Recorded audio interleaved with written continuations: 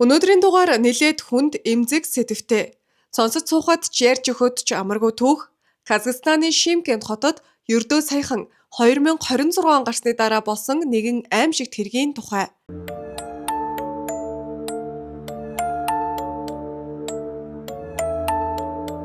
Энэ онд 1-р сарын 11-нд 21 настай оюутан Нурай Сэрэгбаягийн охин амь насаа алдсан. Тэр охиныг таньдаг залуу нь зохиж хутгалж ийм залуу насанд нь энэ хорвоогоос явуулчихсан. Энэ явдал нийгмийг бүхэлдэн донсолгож, хууль сахиулах байгууллагуудын ажлын ноцтой дутагдлыг ил гаргаж, олон нийтийн урьд өмнө байгаагүй их уур бухимдлыг төрүүлсэн хэрэг болсон. Учир нь охин үл таних хүний гарт гинэт амиа алдчихсан биш, охины гэр бүл олон удаа цагдаа прокурорд хандаж охиноо дүүгээ нэг бүтэхгүй залуугаас хамгаалах гэж хичээсэн. Цагдаагийн байгууллага хөнгөн хандсан, тэдний ярьж байгаагаар бодтой шийдвэртэй арга хэмжээ огт авч өгөөгүй байна. Сэжигтэн дахиж дарамтлахгүй гэж амласан төдийд л хэрэг үндсэндээ явцгүй болж тэндээ гацсан. Өөрийг нь шууд хорж саатуулахгүй мэдсэн залууч охиныг тайван орхиогүй эцэст нь бүр амьд нь хүрсэн.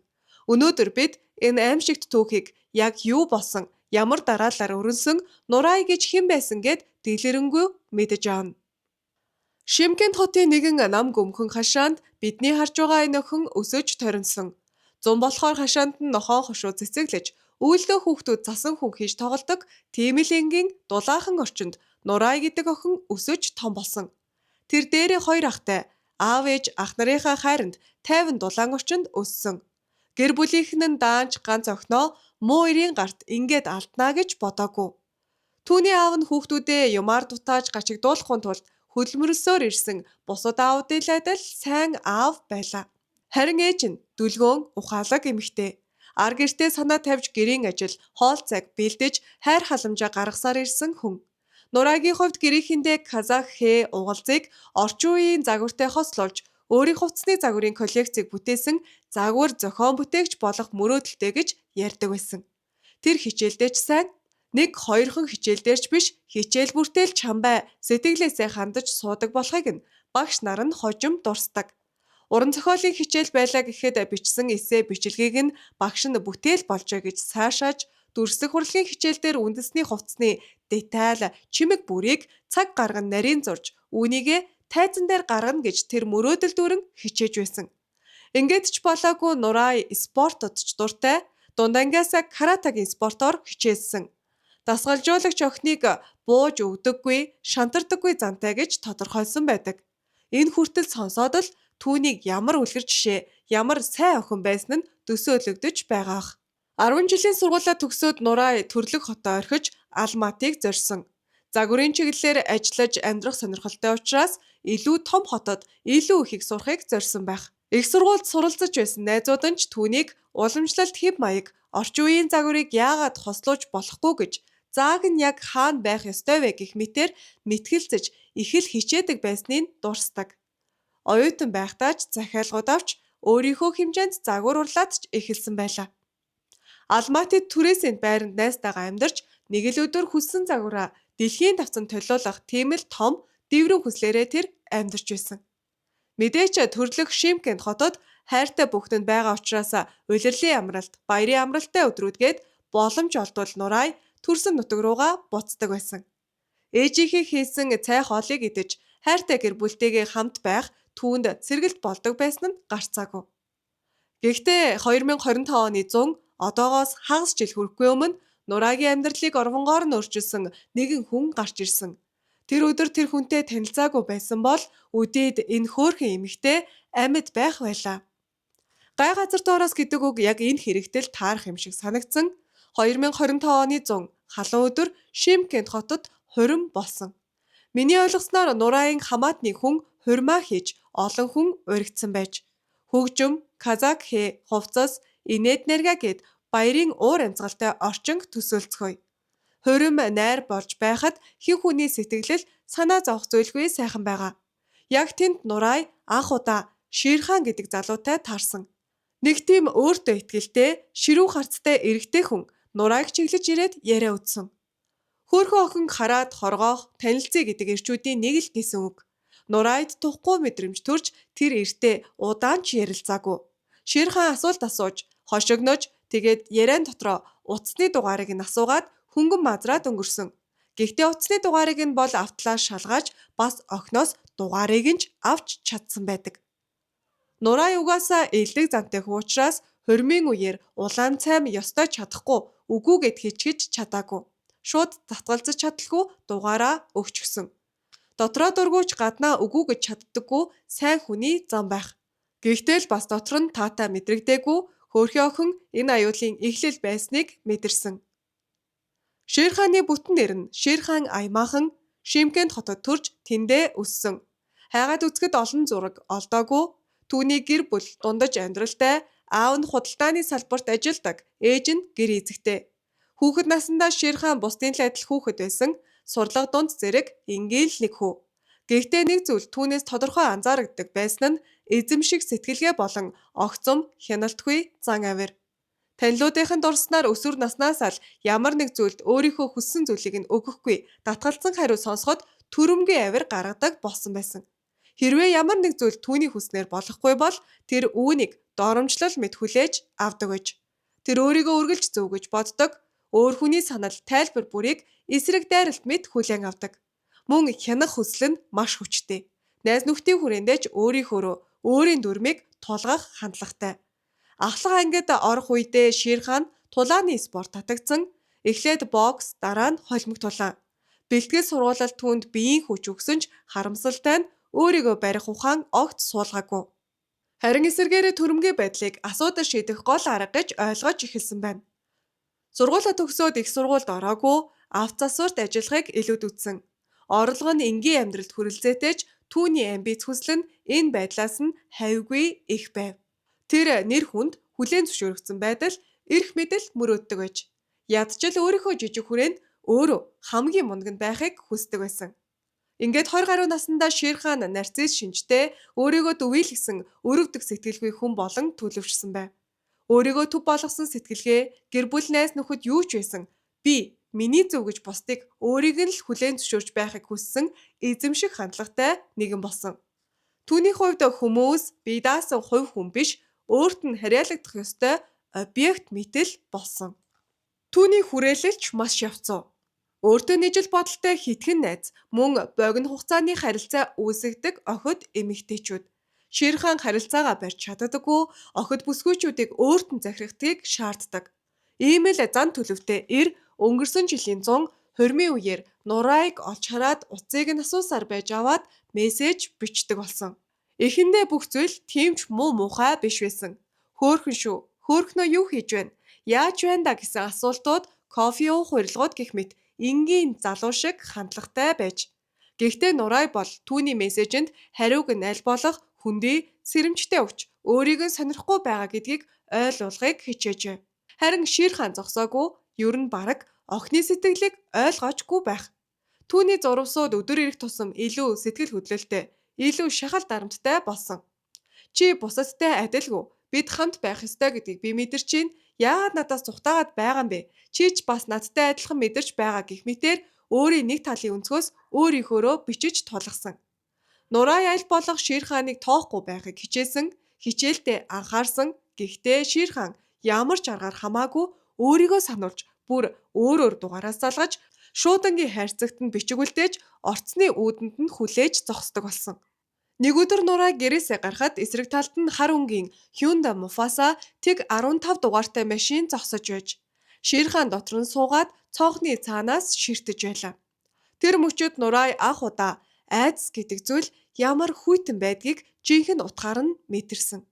2025 оны 10 дугаар сард байдал хяналтаас гарсан Нурай хичээлээсээ тараад гэрлүүгээ харж явтал гэнэт нэг машин хажууд нь огцом зогсоод хаалга савж онгойлгоод Шир хаан түүнийг гараас шүүрч хүчээр машин чинэн суулгасан байдаг. Нурай хашгирч эсэргүүцэж тэмцэн ч тэр шүд зууж ингэж шивнсэн байна. Дууга тат. Чи өөрөө л үнийг хүсэж байгаа. Зүгээр л одоохондоо ойлгоогүй байгаамаа гэж. Тэр Нурайг хотын захын хүн багтай газар байрлах өөрийн гэртээ авч очсон. Хаалгаа түгжиж гэрлүүдээ унтраагаад энэ бидний шинэ амьдрал одооноос эхлээд чи минийхээ гэж ярьж эхэлсэн. Нурай уйлан гуйж явуулж өгөхийг хүссэн. хэн нэгэнд хэлэхгүй гэж амлаж байсан. Гэхдээ Шир хаан зүгээр л инээж байсан. Энэ үед Нурайгийн гэр бүл тэр орой цагдаад мэдэгдсэн боловч эхний оролдлого амжилтгүй болсон. Ингээд Нурай ах нар нь нөхцөл байдлыг мэдэрч Шир хааны байж болох газруудыг судлаж танилуудаас нь асуусан. Шир хааныг очиж магадгүй газруудыг нэг бүрчлэн шалгаж эхэлсэн. Нэг найз нь Шир хааны байнга очдог нэг хаягийг хэлж өгсөн байна. Ах нар нь тэр байшин руу дайран очиод хаалгыг нь бараг нураах шахам орсон. Тэднийг хараад Шир хаан ухарч гэхдээ айсандаа биш яг л өөрийнхөө ямар нэг гаж тоглоомыг тоглож байгаа юм шиг. Шир хаан тэднийг хараад тэнэг үйлдэлээ болсон ч охиныг ингээд цаашид орхиогүй. Тэднийг дүүргийн цагдаагийн хэлтэс рүү мэдүүлэг өгөхээр авч явсан. Аав нь цагдаад миний охиныг хулгайлсан, түүний сэтгэл зүгээр дарамталсан, заавал шүүхэд өгөх хэрэгтэй, шоронд хийхгүй байсан ч ядаж хяналтанд авах ёстой гэж хүссэн. Тэд өргөдөл бичиж Нурайг сайн дураар очоогүй хүчээр авч явсан гэдгийг бүгдийг нь үннээр нь бичсэн. Гэтэл дараа нь ээж нь охиноо авахар ороход Нурайг гаргаагүй байна. Яагаад охиныг маань явуулахгүй байгаа юм бэ гэж асуухад цагдаа нар дахиад байцаалд авах хэрэгтэй, мөрдөн шалгах ажиллагаа дуусаагүй байна. Та оролцож болохгүй гэсэн. Тэр үед хаалттай өрөөнд Нурайд ингэж хэлсэн гэдэг. Хэрвээ чи үннийг хэлбэл тэр залуу 20 жил авна. Хэрвээ чи түүнийг 20 жил шоронд оруулахыг хүсэхгүй байгаа бол би сайн дураараа очсон гэж хэл. Харин эцэг эх маань энэ гэрлэлтийг эсэргүүцээд намайг авахар ирсэн гэж мэдүүлээ гэж зөвлөсөн. Шир хааныг баривчилсан ч хэдхэн хоногийн дараа сулалжсан. Учир нь талууд эвлэрсэн гэсэн шалтгаанаар. Шир хааны төрөл садан Нурайн эцэг эхтэр ирж уучлал гуйж бүх зүйл засарна, хүү маань алдаагаа ойлгосон гэж ятгсан байгаа. Цагдаа нар харин дахиж ийм хэрэг гарвал мэдэгдээрэй л гэд сулалжсан. Ингээд цагдаа нар тус болоогүй учраас Нурайн гэр бүлийнхэн ялангуяа ах нар нь дүүгээ хамгаалж эхэлсэн. Нурайн хувьд юу ч дуусаагүй. Шир хаан түүнийг өргөжлүүлэн мөшгсөөр байсан. Одоо бол илүү овжин зайл мэгтэйгэр. Тэр цэцэг илгээж дотор нь занал хийсэн бичиг хавсаргадаг. Машинаасаа ажиглаж ойртохгүйгээр гэхдээ би энд байгаа гэдгээ ойлгуулж байсан. Нууц дугаараас залгаад утсаар шинэн би чамайг харж байна. Чи надаас нуугдаж чадахгүй шүү гэж. Эцэг их нь дахин цагдаад хандсан. Гэхдээ хариу нь үргэлж ижилхэн. Шууд занал хийлэл алга байна. Хэрэг нээх боломжгүй. Энэ яг тэр хүн гэдгийг нотол эсвэл охиноо нүүлгэн шилжүүл гэх мэт ямар ч тус болохгүй зүйлсийг хэлсэн. Ахаад нэг илүү өгүүлэхэд энэ хэрэгт цагдаа нарын дутуу буруутай ажиллагаа их санагдаж байгаа. Нурай эцэст нь ганцаараа гадагш гарахаач болсон. Орой бүр цонхны дэргэд сууж чимент мэдрэг болж цочиж сэрдэг болсон. Тэр хичээл бие даалтуудаа анхаарч төвлөрөхийг оролцсон ч айдас мэдрэгцээр л байсан. Ёстой нөгөө траума гэдэг нь болсон. Зүүдэнд нь, бодолд нь, алхан бүрт нь айдастай болсон байсан гэж дотны хүмүүс нь дурсдаг.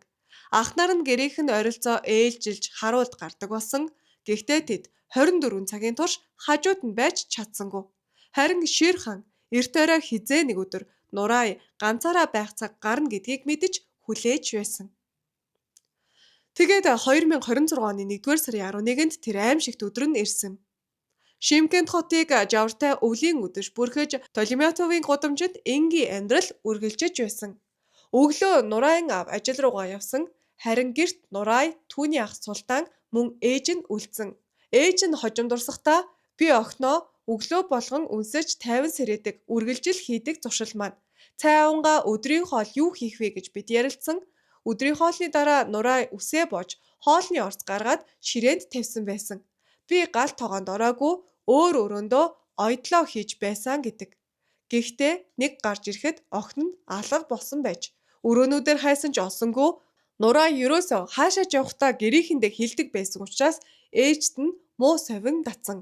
Тэр өдөр охин маань гоймон бэлдэж бялуу хийх гэж байсныг нь би мдээгүй ширээн дээр гаргаад тавьчихсан байсан гэж ярьдаг. Ингээд Нурайг дэлгүүр гарсан байхаа гэж бодсон. Нурай дэлгүүр рүү явж байх үед түүнийг Шир хаан гудамжны нөгөө талаас ажиглаад харж байж Нурай алхаж байхад түүнийг харж ойртож утсан. Нурай орсны дэргэд зогсоод хажуугийн гудамж руу иргэн хашаануудын дунд алга болохыг хүссэн ч алхан бүрийн араас нь хүн дагаж байгаа чимээ дагаж сонсогцоор лээсэн. Хяналтын камер охиныг гүйж байгаа агшныг бичиж авсан. цүнхэн дашаанд нь цохигдож, охин өөр эртээ ноцолдож, өөрийгөө хамгаалахыг оролдож байгаа нь харагддаг. Өмнөх суугтаа би та бүхэндээ илүү бичлэгтэй ойлгомжтой үзүүлэх гэж оролдож байсан боловч хамаагүй бусад бичлэгүүдийг ашиглаж болохгүй учраас дахиж бичлэг хуучин сувагтаа оруулж чадахгүй болсон. Тийм учраас шинэ сувагтаа илүү зургаар бичлэгүүдээ хийгээд явна. Тиймээс энэ бичлэгийг үзхийг хүсэж байгаа бол Facebook дээр Нурай Сэрикбай гэд хайвал түүний сүүлийн агшны бичлэгүүд байгаа. Ингээд Нурай Ширхантай ноцолдож түүнийг явуулахыг хүссэн ч эцэст нь Ширхан хутаг гаргаж түүнийг 3 удаа хутгалж амийн бүрлэгсэн. Нурайг хүнд байдалд орсон энэ үед цагдаа нарт ах нар нь мэдэгдсэн байсан харамсалтай нь хэдийн оройтож Нурай 2026 оны 1-р сарын 11-ний өдөр амиа алдсан. Ингээд алуурчныг эрен хайх ажиллагаа эхэлсэн. Энэ ажиллагаа маш өргөн хүрээтэй байсан. Шымкент хотын цагдаагийн бүх нөөцийг дайчилсан. Хотын цагдаагийн албан хаагч бүр оролцож мөрдөн байцаагч онцгой ажиллагааны ажилтнууд гээд бүгдийг нь татан оролцуулсан. Цагдаа нар хот руу орох, гарах бүх гол замыг хааж, тээврийн хэрэгслийг шалгаж, жолооч, зорчигч нартай ярилцсан. Зорилго нь сэжигтнийг хотыг орхихоос сэргийлэх. Мөн явган болон автомашины эргүүлүүдийг ажилуулж, хотын ойр орчмыг шалгасан. Онцгой агаарах хэсгүүд нь орхигдсон барилга, ой мод, хогийн талбай, альва нуугдах боломжтой газруудад чиглэгдсэн. Хяналтын камерын бичлэгийг нарийн шинжилж, алга болсон бичлэгийг ч хамт судаасан. Мөн иргэдийн камер, видео, дүрсүүдээс мэдээлэл авч ямар нэгэн гэрчийг тодорхойлохыг оролцсон. Цагдаа нар сэжигтний зураг болон түүний Hyundai Mufasa маркийн автомашиныг улсын дугаар TIG 15-тай тарааж зарласан. Иргэдэд мөн хэрвээ мэдэж байгаа мэдээлэл байвал мэдээлэл өгөхийг хүссэн байна. Ингээд Ширхан 2026 оны 1-р сарын 13-ны өдөр баривчлагдсан. Гэмт хэргийг үйлдэснээс дараах нэг өдөр хагасын дараа болсон. Түүнийг Шымкентээс 10 км орчим зайд тал нутгаас олсон байгаа. Цагдаагийн мэдээллээр сэжигтнийг машин дотор сууж байхад нь баривчилсан. Баривчлагдсныхан дараа Ширханыг төр саадуулах ангид шилжүүлсэн. Дараа нь шүүх түүнийг баривчлах шийдвэрийг гаргасан. Хэрэг мөрдөж байгаа албаны мэдээлэлд сэжигтнийг хотын оролцох нээлттэй газар олж баривчилсан. Одоогоор 28 настай Шымкентийн оршин суугч төр саадуулах ангид байгаа. Урд нь сэжигтэн амь өргөцсөн охинтой танилцсан. Нөхцөл байдлыг мөрдөн байцаах явцаар тогтоох ёстой, гэмт хэрэгт холбогдуулан хэрэг нээн цагдаагийн наривчилсан ажиллагаа явуулж байгаа гэсэн юм.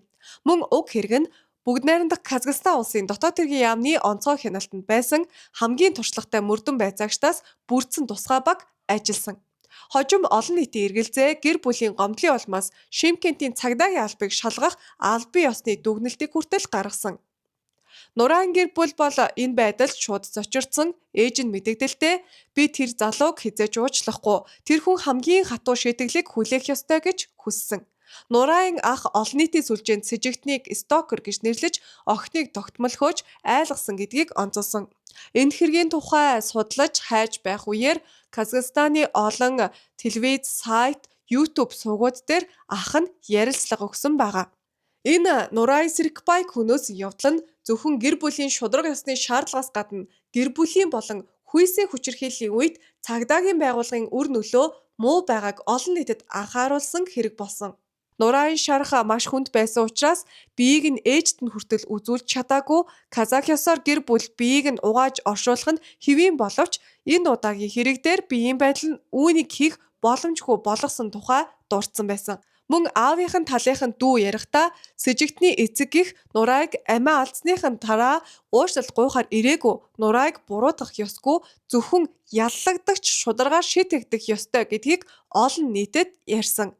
Энэхүү хэрэг нэлээд өргөн нийтийн сэтгэл хөдлөлд инхүү автуулсан. Энэ явдалтай холбоотойгоор 130 гаруй гомдол ирсэн байдаг. Казахстаны ерөнхийлөгч энэ эмгэнэлт явдлыг үндэсний их хурлын 5 дахь хуралдаанд хуваараа тайлбарласан байсан. Тэр ярихдаа Нурайг алуулсан нь олон нийтийн дунд цочрол үүсгэлээ. Энэ хэргийн хүрээнд Шымкентийн цагдаагийн газартай холбоотой бүх үйл ажиллагаанд хуульцсан үнэлгээ өгч ерөнхий прокурорын газарт наривчилсан мөрдөн байцаалтыг хийхийг даалгалаа гэж онцолсон. Ерөнхийлөгч мөн охидыг хүчээр авч хүнийг хүчээр барих нь үндэсний нэр хүндийг унгаах маш хүнд гэмт хэрэг юм гэж сануулсан. Олон нийт мөн шударга мөрдөн байцаалт шаардаж хэвлэл мэдээлэл сошиал сүлжээнд хэргийн гэр бүл цагдаад цаг тухайд нь мэдээлэл өгсөн бол энэ хэрэг зогсоогдох боломжтой байсан гэж дуу хоолойгоо илэрхийлсэн байна. Энэ Нурай Сэркбай хүнөөсөн явдал нь зөвхөн гэр бүлийн шударга ёсны шаардлагаас гадна гэр бүлийн болон хүйсийн хүчирхийллийн үед цагдаагийн байгууллагын үр нөлөө муу байгааг олон нийтэд анхааруулсан хэрэг болсон. Алуурчны тухайд 2026 оны 1-р сарын 13-нд баривчлагдсаныхаа дараа Ширхан мөрдөн байцаалтын түр садуулах ангид орсон. Шүүх түүнд 2 сарын баривчлах шийдвэрийг гаргаад байгаа, түүнд эрүүгийн хэргийг үүсгэсэн. Өмнөх мөрдөн байцаалтын шатанд бүх баримт, шинжилгээний дүн, гэрчийн мэдүүлэг, хяналтын камерын бичлэг, Нурайг өмнө нь дагаж мөрдөх байсан үеийн материалуудыг цуглуулж хавсаргасан. Мөн мөрдөн байцаалт явуулж хүч хэрэглэх онцгой байдлууд байсан эсхийг тогтоож байгаа. Мөрдөн байцаалтын дараа хэрэг шүүхэд шилжих бөгөөд олон нийтийн анхаарал Касим-Жомарт Токаев ерөнхийлөгчийн зааврын дагуу наривчилсан мөрдөн байцаалт хийгдэж байгаа дээр төвлөрөөд байна. Шүүх хуралд Нурайг өмнө нь дагаж мөрдсөн явдлуудыг ч хамруулж сэжигтнийг зөвхөн хүн алсан хэрэгт биш, хүнийг хүчээр барьсан, хүчээр гэрлэх гэж оролцсон, дарамтлсан, занал хийсэн үйлдэлүүдийн хувьд ч хариуцлага хүлээхээр оролцож байгаа. Шүүх шийдвэрлэхдээ гэмт хэргийн ноцтой байдал, сэжигтний зан чанар, хөнгөлөх болон хүндэтгэх нөхцөл байдлыг харгалзан үзнэ. Казахстаны хуулиар аллага үйлдсэн бол дээд ял нь цаазаар авах эсвэл хорих хүртэлх шийтгэл ноогдуулж болдог байна. Мөн шүүх сэжигтний сэтгэл зүй, оюун ухаан нь өөрийн үйлдэлийнхээ хариуцлагыг ухамсарлаж байгааг тодорхойлох сэтгэл зүй, сэтгцийн шинжилгээ хийлгэж магадгүй байна. Ингээд Ширхан Аймаахан мөрдөн байцаалтыг эцэслэх хүртэл түр саадуулах ангид байх болно.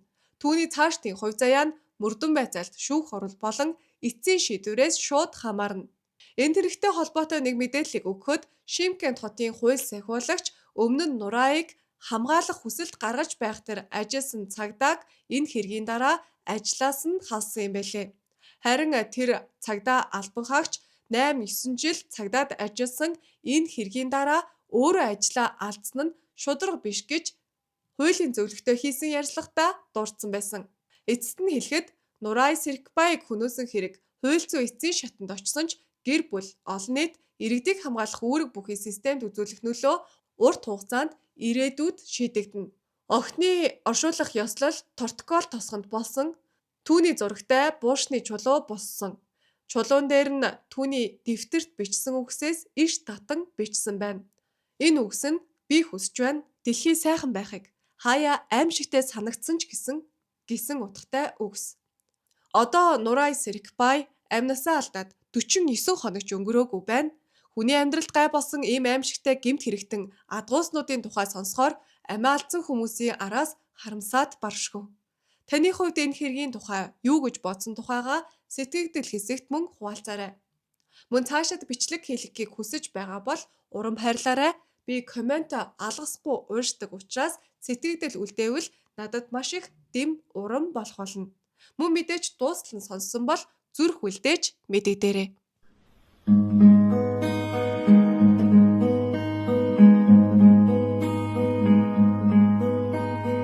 Махаббатийн хон айдаг харасан